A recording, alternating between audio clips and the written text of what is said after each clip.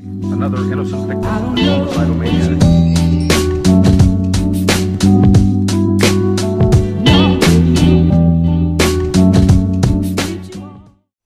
Bonjour à tous et bienvenue pour cet épisode numéro 54 du journal de bord. Aujourd'hui, jeudi, donc on a commencé à 7h45, enfin pour la moitié de la classe. Du coup, j'ai commencé par 2h15 d'infos. On a programmé le tri-dénombrement, enfin ce qu'on avait déjà cherché, on l'a fait. Ensuite, on a fait pas mal d'exos. On a simulé informatiquement des lois uniformes, binomiales, de Bernoulli, géométriques. Et j'ai appris des trucs. Par exemple, je savais pas que, en fait, maintenant je m'en rends compte, c'est vrai que c'était logique. En fait, c'est que la loi de, vous savez, la loi binomiale, c'est soit 0, soit 1, et ça, la probabilité que ça soit 1, c'est P. Donc 1 moins P que ça soit 0. En fait, la loi de Bernoulli, de paramètres P, probabilité, et N, nombre d'essais, quoi. En fait, c'est une succession de N expériences binomiales, expériences avec des lois binomiales. Et donc ça, je savais pas. Et aussi, autre chose, la loi géométrique. Donc, en fait, ce que je savais pas, c'était que c'était, en gros, la loi géométrique de paramètres P. C'est, en gros, la probabilité, par exemple, que ça soit 4, par exemple. C'est la probabilité que tu aies le premier succès d'une expérience qui suit une loi binomiale, ça soit le premier essai, ça soit le quatrième. Donc en fait, la probabilité de x égale k pour une loi géométrique, c'est la probabilité donc que tu te rates les 3 premières fois et que tu y arrives la première fois.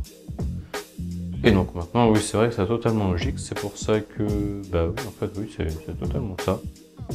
Maintenant, avec la formule de la géométrique, mais du coup, je ne savais pas. Bien, du coup, j'ai appris en info. Du coup, on a codé tout ça. Ensuite, on a fait d'autres expériences. Voilà, un peu tout. Ensuite, pendant 2 heures de maths, qu'est-ce qu'on a fait? On a continué le cours sur les intégrales dépendant d'un paramètre. On a vu aussi des je sais faire. On a vu aussi, par exemple, certains cas, certains exos, concrètement, comment il fallait résoudre. Par exemple, typiquement, une intégrale, où je crois que c'était bien la fonction, ou je sais plus exactement, il faut que je le revoie, mais ce qu'on a vu, c'était je crois bien que c'était l'intégrale grand F de x, ou c'était l'intégrale de petit f de x et de t dt. Ça, je l'ai expliqué hier dans ce que c'était du coup les intégrales à paramètres, ou aventure, je sais plus. Et du coup, on a continué ça et on a vu des démos, par exemple, pour montrer que la fonction, elle est C1, ou C2, ou C infini, en fait. Et donc voilà, c'est un truc qui, à l'écrit, nous prendrait 40 minutes, si on justifie bien, mais ça nous prend longtemps. Et les correcteurs, en fait, les jurys, entre guillemets, savent que ça prend du temps. Du coup, si tu prends le temps, et que tu prends 40 minutes, que tu aurais pu peut-être faire 2-3 questions, mais t'en fais qu'une, bah, s'ils savent que dans tous les cas ça vaut beaucoup de temps, ça vaudra beaucoup de points. Donc ça coûte cher et je trouve, voilà, si tu sais le faire, si tu sais pas le faire, perds pas ton temps, fais des trucs autres. Parce que de toute façon, 99,9% des cas, tu finiras pas tout. Donc te dis pas, lui je vais le faire en dernier, non, c'est dis-toi, lui, bah tu le fais pas. Ça fait partie de nombreuses choses que tu n'auras pas le temps de faire, et fais ce que tu sais faire, là où tu gagnes des points. Par contre, si tu sais le faire, oui ça te prend 40 minutes, mais après c'est beaucoup de points. 40 minutes, supposons, c'est entre guillemets que pour gagner 4 points. Tu fais le rapport, même si c'est 4 points, c'est énorme, genre je sais pas, même si c'est entre guillemets que 3 points, 40 minutes en 4 heures, t'as combien de fois ça? T'as 3 et t'as 6 fois 40 minutes, donc voilà, si c'est à raison de 3 points toutes les 40 minutes, ça te fait 18. 18 un concours en XENS ou Centrale Supélec ou je sais pas ce que tu veux, 18 c'est vraiment pas mal. Hein. Donc voilà, même si ça a l'air pas grand chose, 40 minutes, ça vaut le coup. Et si tu le sais parfaitement, presque par cœur, même si par cœur c'est pas le bon truc, mais si tu comprends que tu sais t'adapter et qu'en plus ce truc tu le sais par cœur et que c'est devenu machinal limite, vas-y fonce et prends tous tes points, alors vas-y. Et du coup on a fait ça, on a donc vu des nouveaux trucs, ensuite cours d'ESSI. Ici, on a corrigé des exercices et surtout en fait vu un nouveau cours où on a fait des exercices des TD. Donc là, c'était de nouveau voilà, principe fondamental de la dynamique, c'est-à-dire voilà, quand tu as des chaînes de solides, Supposons, tu as celui de référence S0, le bâti, qui bouge pas, lui, il bouge jamais. Il est relié à S1, qui est relié à S2. Voilà, on va supposer un truc simple. Supposons, je sais pas, il y a une liaison pivot selon X, donc c'est qu'il y aura 0 moment. Il n'y a pas de moment selon l'axe X si elle est supposée parfaite. Et je sais pas, le S1 relié à S2 par lésion glissière. Donc tu sais que ça va parfaitement glisser. Donc par exemple, je sais pas, sur encore l'axe X, supposons, bah, tu sais qu'il n'y aura aucune force sur l'axe X. Et bah, comment on fait pour connaître pour avoir les inconnus? Typiquement, par exemple, en fait, comment dire, on sait qu'il y a des endroits, genre, je sais pas, en plus de ça, il y a le poids par exemple. Et par exemple, tu vois, la pivot, ça sert à, on peut tourner avec, mais c'est tout en fait. Bah, on va mettre un couple moteur dessus, donc il y aura un actionneur entre le 0 et le 1.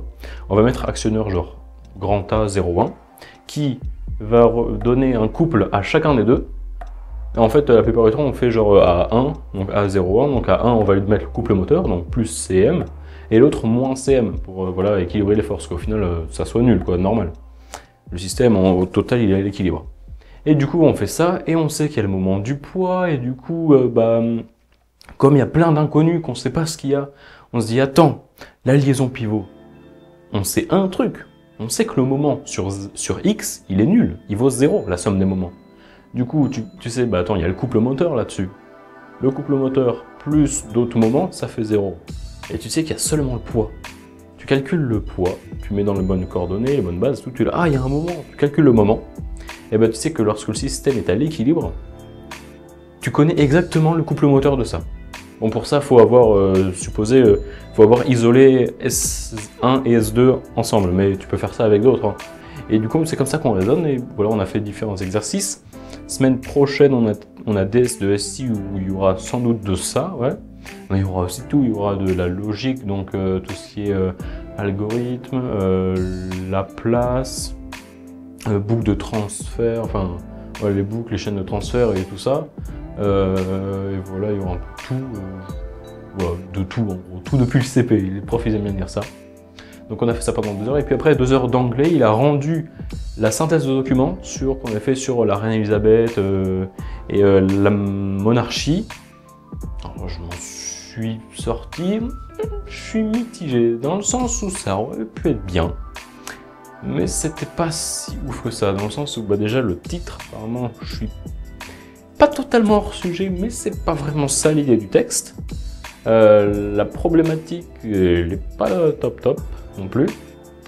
Et puis, bah, du coup, comme la problématique est pas top et que à chaque début de partie, il faut répondre à la problématique et en conclusion, il faut répondre totalement à la fin. Il faut donner la réponse à la problématique avec, bien sûr, évidemment, ouverture et tout, si tu peux.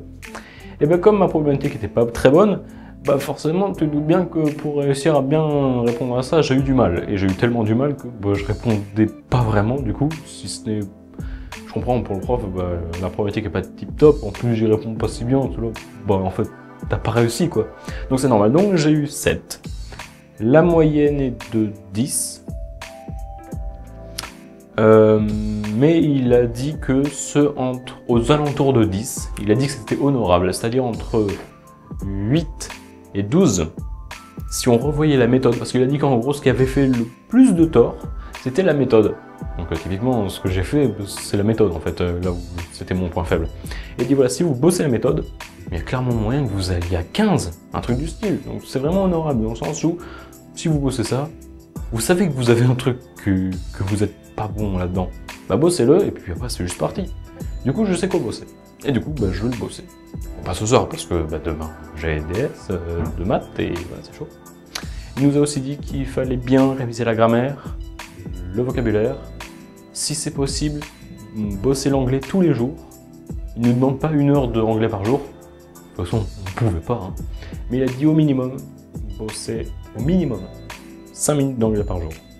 Donc 5 minutes d'anglais, c'est genre, tu as ton livre de grammaire, où est-ce qu'il est... Là, j'ai Words and Buzzwords, voilà, j'en ai un, je crois que c'est le seul. Donc voilà, j'ai lu par exemple, bah, il m'a dit, voilà, vous prenez, vous dites 5 minutes, vous regardez une notion, voilà, vous lisez, entre guillemets, vous feuilletez, vous lisez, et à un moment, t'es là, ah, mais je comprends pas ça, et t'essayes de réfléchir un peu, et au bout de 5 minutes, t'es là, ah, ok, d'accord. Et tu t'arrêtes là, entre guillemets.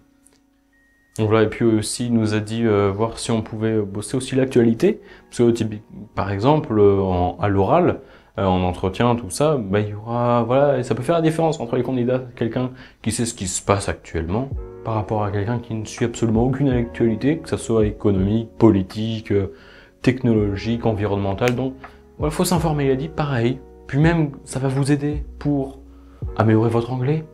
Prenez un petit peu de temps, voilà, je sais pas, genre pareil, 5 minutes. Tu prends un article de presse et tu lis pendant 5 minutes à peine. Et bien voilà, tu auras des réflexes. Quand tu seras sur ta copie et que tu voudras écrire because et juste après une virgule, ton cerveau inconsciemment il va se dire attends, j'ai jamais vu ça. Peut-être qu'il faut pas le mettre. Peut-être qu'en effet c'est un peu de la merde. Et au final, bah, ton cerveau il va dire ah bah non en fait le fais pas. Et tu vas pas le faire. Tant mieux. Parce que c'est faux en fait, dans le sens où ça se fait pas en fait d'écrire because avec une virgule. Donc voilà, c'est des exemples qu'il nous a donnés. Du coup, programme de ce soir. Ce soir, je vais bien réviser les maths, parce qu'on ne sait pas trop jusqu'où le chapitre s'arrête. Enfin, jusqu'où le chapitre va, donc où il s'arrête. Donc, bah, je pense que dans le doute, je vais tout réviser. Il nous a dit ce qu'il y aura au DS. Ce sera donc, comme je l'avais dit, c'est soit un DS type, bah, les mêmes que les psy. Je crois bien que c'est un DS. Je crois qu'il nous a dit que c'était un DS CCP. Je crois. Et il a dit celui qui est pour nous, enfin qu'on peut choisir mais qui est seulement pour nous, c'est un DS type XENS. On sait ce que ça a donné le dernier DS type XENS. J'ai eu 5,5 en notation XENS, ce qui veut dire que bah, je vais retenter parce que bon, c'est jamais, voilà, c'est trop marrant. Et puis voilà, advienne que pourra. Donc voilà, je vais tester, ça va être marrant. Et donc voilà, donc réviser tout, parce qu'on ne sait pas jusqu'où ça va, on ne sait pas si les intégrales dépendent d'un paramètre, ça va tomber. Dans le doute, je pense que je vais quand même réviser. Et puis, bah, au pire, sinon, ça m'aura fait apprendre mon cours. Donc voilà, tout réviser, même de l'algèbre aussi. Même si on fait beaucoup d'analyses depuis un mois, peut-être pas un mois. Ouais, on fait quand même 3 semaines, ça fait 3 semaines qu'on fait de l'analyse, donc voilà, il y a quand même révisé un peu quand même l'algèbre, parce que voilà, tous les coups, je suis sûr que ça va tomber. Hein. Et on a aussi des infos du ski, parce que je sais pas si je vous en avais déjà parlé, mais en fait, tous les ans, les sup, les spé, on part en ski à une petite station qui est pas loin de chez nous, genre quelques heures en bus, donc ça va.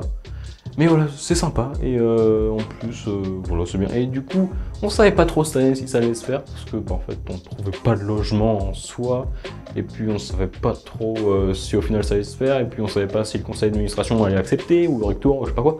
Et au final, on sait qu'on va partir. On sait qu'on va partir, voilà, faut qu'on paye un peu en avance, mais pas trop, enfin je sais pas quoi, genre, et les trucs à avancer, mais au final ce sera pas trop cher, voilà. 300 € max pour 5 jours au ski, je pense, c'est plutôt raisonnable. Mais 300 € pour 5 jours, en sachant que c'est, je crois que c'est même pas ça, je crois que c'est max 260. Si les 5 jours tu prends des cours, de l'équipement, tu loues tout, honnêtement ça va, hein, c'est pas énorme. Ça aurait pu être bien plus cher. Donc voilà, on se met bien. Elle dure longtemps cette vidéo quand même. Je vais pas m'éterniser parce que sinon je vais perdre votre temps et puis mon temps aussi. Je vous cache pas que c'est un peu ric-rac ce soir. Jamais je dis ric-rac, hein. Faut que j'arrête. Des expressions comme ça, faut que ça parte. Hein. Genre le haglagla de la dernière fois, faut que ça parte. Donc voilà, sur ce, je vous dis à la prochaine. À plus.